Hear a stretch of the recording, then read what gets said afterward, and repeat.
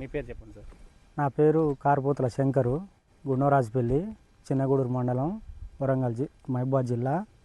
నేను యూనిజెన్ టిక్వారీ army seed ఎంచుకున్నాను.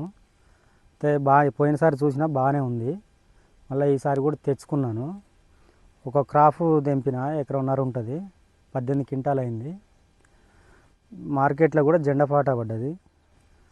Colour బాగుంటుంది, సైజు మంచిగానే ఉంది, తూకం కూడా మంచిగా వచ్చింది.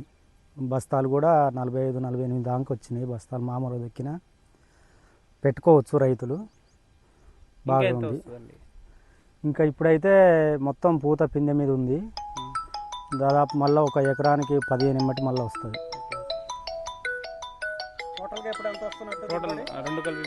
టోటల్గా ఒక 28 దాకా వస్తుంది ఎకరానికి. 28-30 వస్తుంది. ఈ రకంలో మీకు నచ్చిన లక్షణాలు ఏంటి?